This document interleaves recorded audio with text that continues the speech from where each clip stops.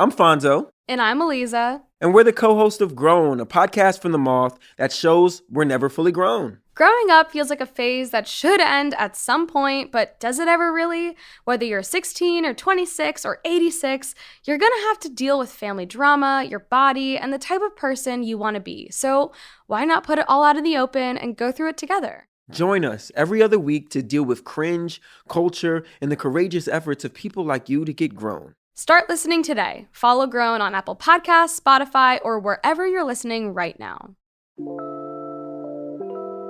After the past few years, I'm ready to take a break from the word unprecedented and find a little comfort in the familiar. My Goodreads list is now populated with more romance novels than nonfiction. I'm happy to tread the well-worn storylines. Bring on the forbidden love or the meet cute. That moment two characters meet for the very first time. I'm an actor, I say, and I'm working on a new movie. Her mouth curls into a little smile. What? I ask self-consciously. Her smile widens. You're just so LA. And yes, I'll keep reading for the happily ever after. Josh pulled Cole into his side with a loving little squeeze, and then put one arm around Melanie. When it feels like everything, literally everything, is going wrong, sometimes, without our knowledge, it's actually going very, very right. When reading a romance novel, you can rest assured that the characters will get a happy ending, even if it takes until the last chapter. But what constitutes a happy ending and what it looks like to find one in the context of a romantic relationship isn't the same for everyone. This is Embodied. I'm Anita Rao.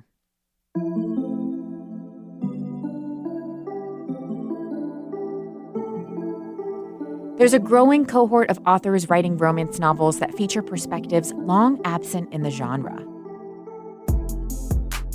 Like stories of characters whose brains work differently from what's considered neurotypical, whether they're autistic or have ADHD or anxiety.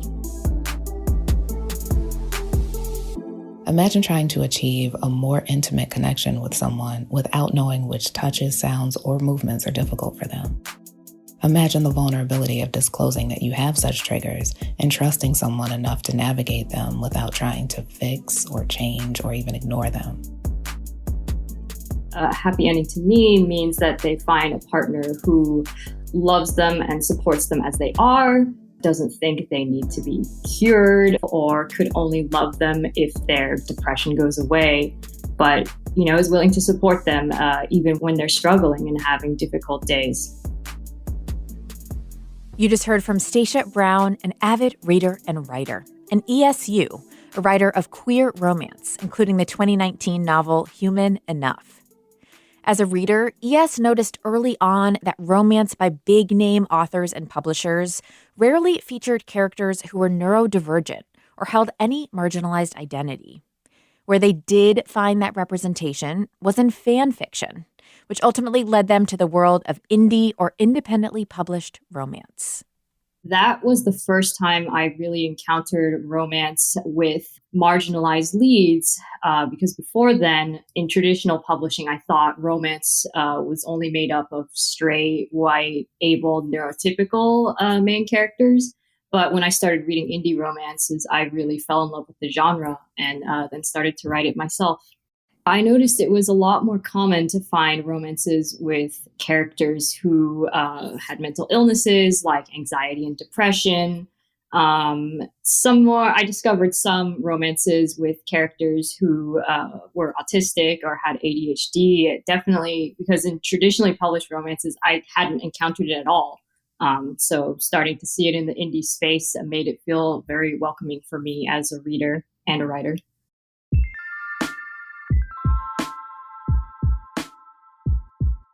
Another avid reader turned writer, Kaylee Simkis, felt similarly let down by traditional romance.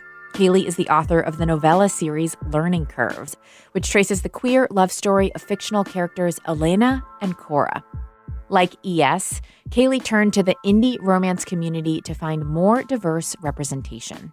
I wanted to see more people that looked and acted like my friends and my loved ones in romance.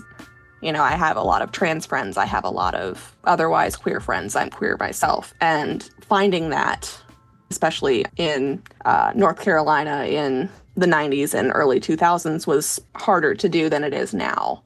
And I didn't find things that worked for me. But my friend Corey, who was a fellow reviewer at the time and then transitioned into doing quite a few stories as Zan West, they slid into my DMs and they were like, hey, I've got some recs for you. And then I started to find, you know, more people that were doing the things that I was looking for and doing the work to make romance more diverse in just every single way. No matter how or where it's published, stories in the romance genre tend to have a few plot elements in common. The characters meet in a scene that's sometimes referred to as a meet-cute.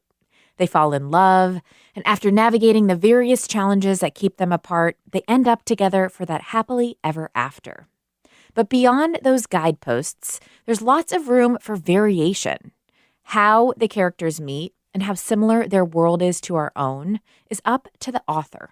I'm especially drawn to romance with speculative elements, like paranormal romance, which I wrote for Human Enough, or fantasy or sci-fi romance, I guess because I really grew up as a fantasy and sci-fi reader.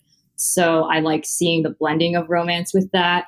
So that's definitely what I'm drawn to. But I've also written contemporary romance as well. My latest book on submission is a contemporary romance. So when you talk about speculative and working within the paranormal, there's a lot of world building that's happening, obviously, and creation of norms and new norms. Tell me about some of the things that you are able to upend by working in that genre. That's an interesting question. I guess just as one example, in Human Enough, it's a vampire romance, so there are vampires, but I wanted to have a slightly different take on it. So I wanted to explore society where vampires are very commonly known and kind of think about how they would be integrated into society. What are the conversations that are happening in society around them? And then kind of treating vampire hunters as this kind of bureaucracy almost.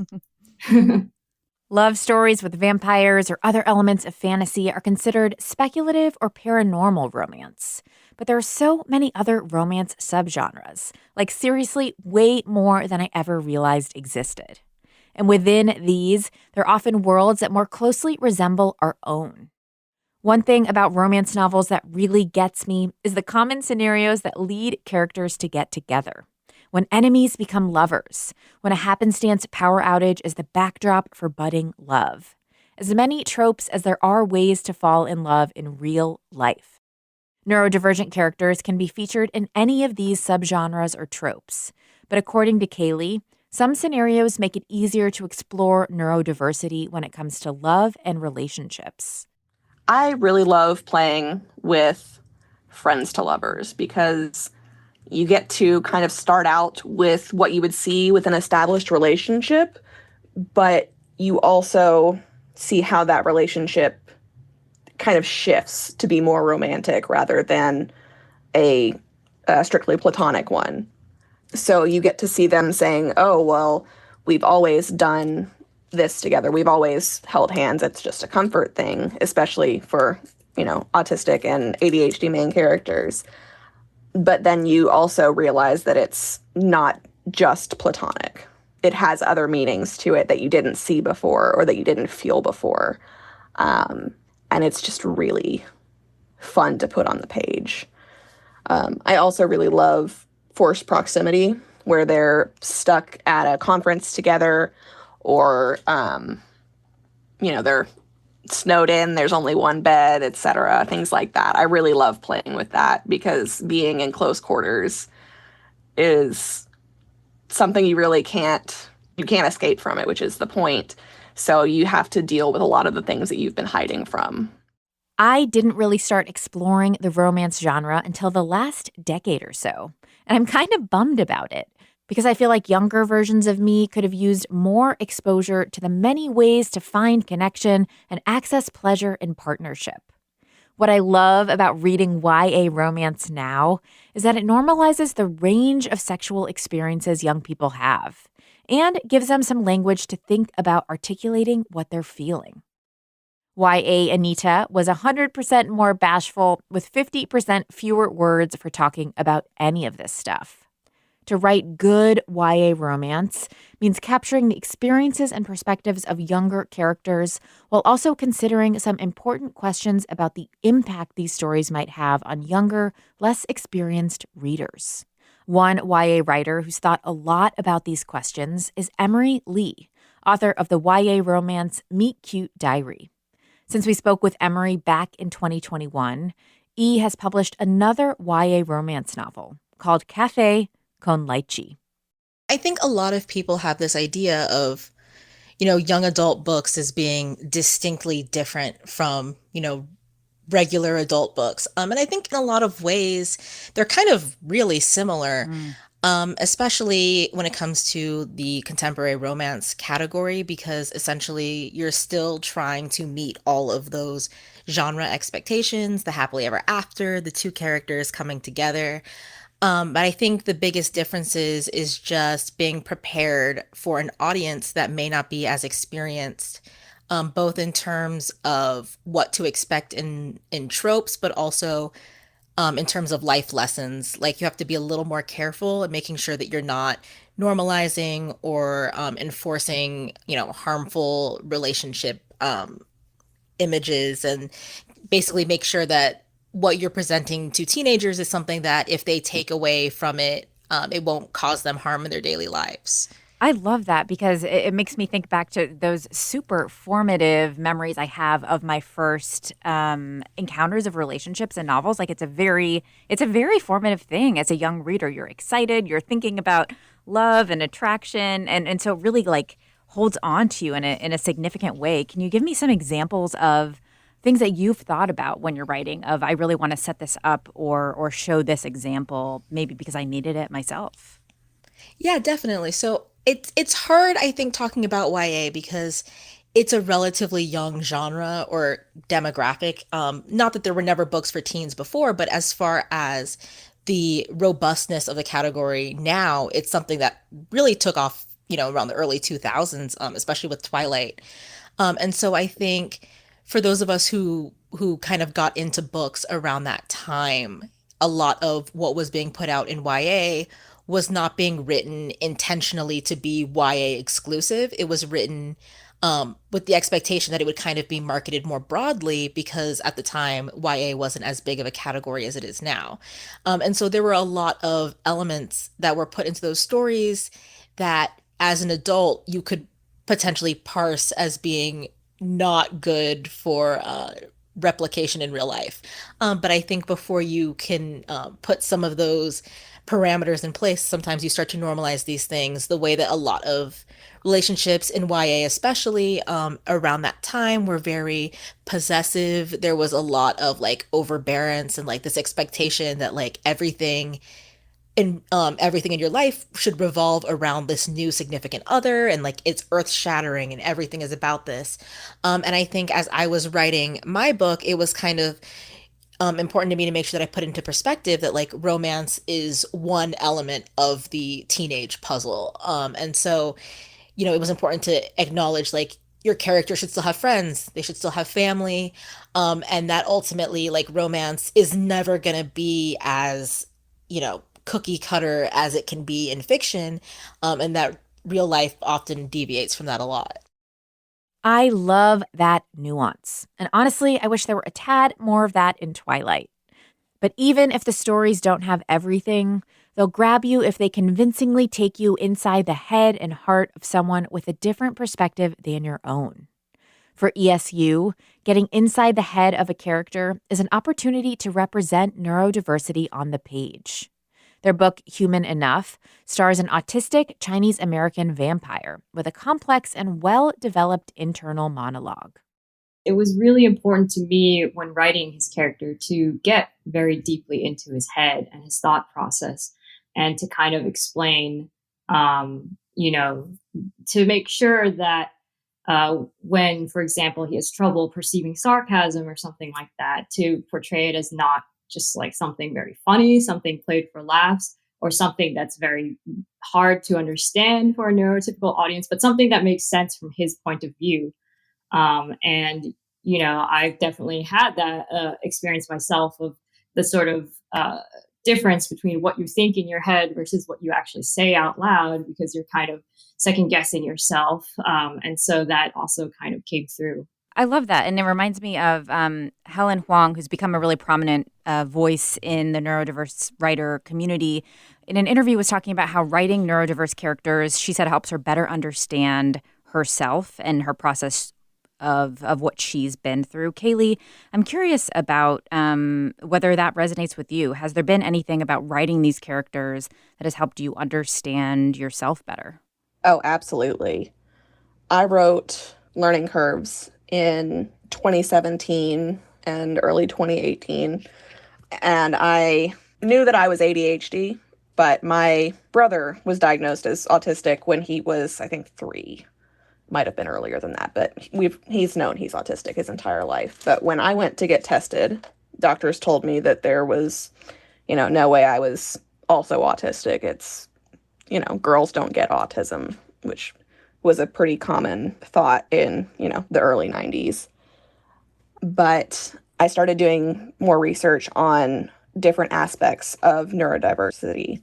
And I started reading Neurotribes by Steve Silverman. And that is it's a nonfiction book that's kind of a history of autism. And I realized while reading that, yeah, a lot of these behaviors are also autism. And I talked to my mom about it, and she's like, yeah, we knew. We just didn't think it was, we didn't think it bothered you, so we didn't say anything, but, we knew. So I started kind of re-examining my relationship with my characters and kind of digging deeper into the characters and their representation and making sure that I, do it as well as I possibly could, because it was actually really formative for me as well. The more space there is in the genre for neurodiverse narratives, the more likely a neurodiverse reader could find something that reflects their experience. But we've still got a ways to go. In writing neurodiverse romance novels, Emery has found that what might seem like an obvious representation of ADHD or anxiety to one reader might be less true to another reader's experience. I did have some feedback that were kind of like, can we make this portrayal of anxiety more obvious so that like readers can pick up on the anxiety? Meanwhile, all of my beta readers and friends and stuff who had read the book who had anxiety were like, this is so realistic, like it's so obvious. And so I do think to a certain extent there's that difference between what people perceive as the way a disorder works and the way it actually works. But I've also found things like, because I have ADHD and I've spoken a lot about that, especially in the past year, and about how that informs the way that I speak, the way that I make friends, the way that I interact with, the world at large. There were elements of that did seep into my narration through Noah. And I had a lot of people kind of say things like, his motivations don't make sense. Like, why would he do this without better justification? Or like, like these things that he's saying and doing are unrealistic, or like the way he's reacting to this is too over the top. And I think with Meet Cute Diary especially, I was a little less prepared to justify any of those choices and those elements that were in the book, because at the time I didn't understand the full extent of how far my ADHD impacts the way that I do pretty much everything. And so that's something I actually learned a lot more of throughout the past year interacting with the ADHD community on Twitter. But now I can look back on a lot of feedback that I've gotten as far as, why does Noah care so much about this blog?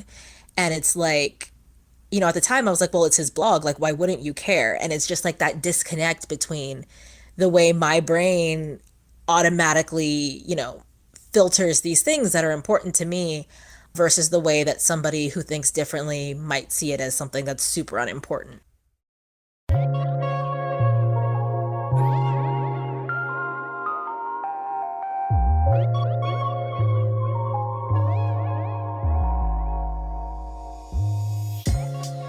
I think it's important to include neurodiverse characters in all genres, in all media, but it's just a natural fit for the romance genre because romance is basically journeys of personal healing and personal growth, and neurodiversity is very much part of that journey.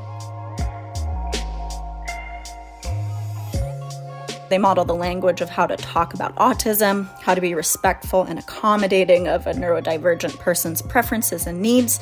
And in the long term, all of the exposure to neurodiversity, yes, even in the steamy romances we consume, are all going to move us in the direction of increased autism acceptance.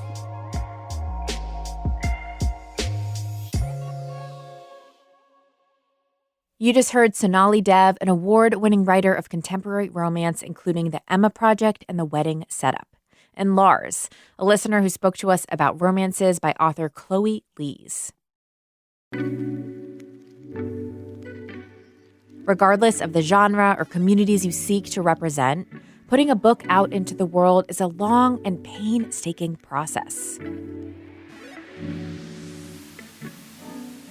And while the publishing industry is having more conversations about diverse representation, the majority of what's being published today still centers characters who are white, cisgender, straight, and neurotypical. Writers who don't center these normative identities are disproportionately asked to justify the need for their story. And that's if they aren't passed over for publication in the first place.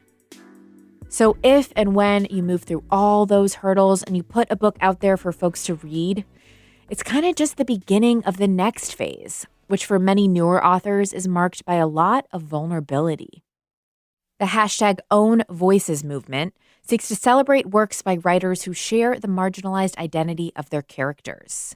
And while this movement in many ways represents a step in the right direction, it also requires that authors disclose aspects of their own identity. There is that fundamental tension in the Own Voices concept because, yes, we should be really promoting authors who are writing about marginalized identities from their own experiences. But on the other hand, with respect to invisible marginalizations like neurodiversity, some authors might not want to publicly disclose because it's something very personal, or it's just something that they might not want certain people to be able to find about themselves. And so navigating that is very difficult. And I think another piece of it as well is that traditional publishing has leaned a little bit towards wanting to use the Own Voices tag as a way to kind of just uncritically promote a book, I guess, and shield themselves from any criticism by being like, oh, this book is Own Voices. And then so traditional publishing has also kind of pushed for authors to disclose that information about themselves. And that's also very problematic. It is very complicated. And, I think people are still having discussions about how to navigate that tension about promoting books by marginalized authors while recognizing that authors may have good reasons for not wanting to disclose that kind of information about themselves. Kaylee, I know that you have been more in the self-publishing realm so far. Does that give you freedom to figure out how you want to promote yourself, or do you come across some of these similar tensions? There are definitely similar tensions in self-publishing because no matter what identity you are representing and you're claiming that it's Own Voices, it is only your experience. It may be similar to someone else's. It may feel familiar to others, but it is still only your experience. So when I say that my characters are Own Voices for ADHD and anxiety, that kind of shows how I have interacted with the world with those diagnoses. But, a lot of authors of color and people who are more visibly disabled than I am have completely different experiences with even getting those diagnoses.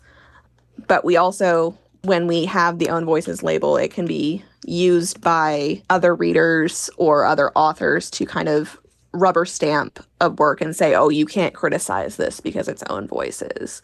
And being own voices, being from your own experience, does not mean what you've put on the page is not and cannot be harmful.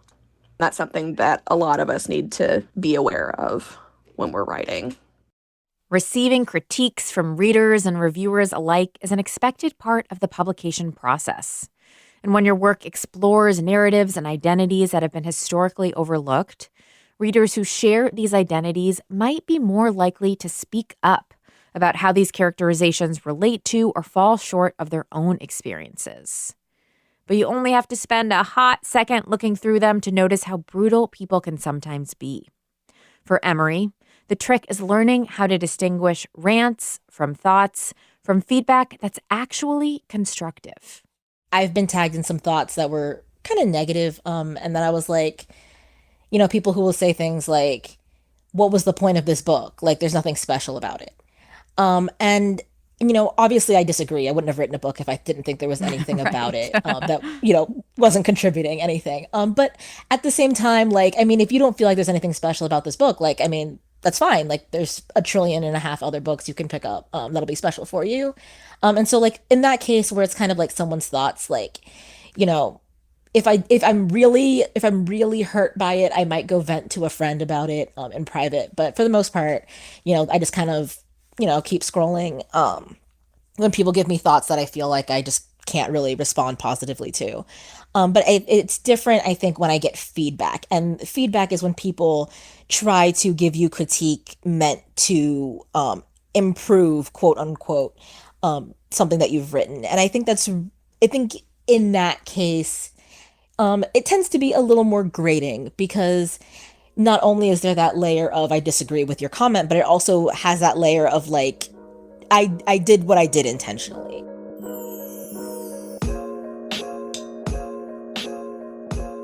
Anyone who creates work for public consumption knows it's a long road to building resilience and finding peace in knowing you certainly will never please everyone.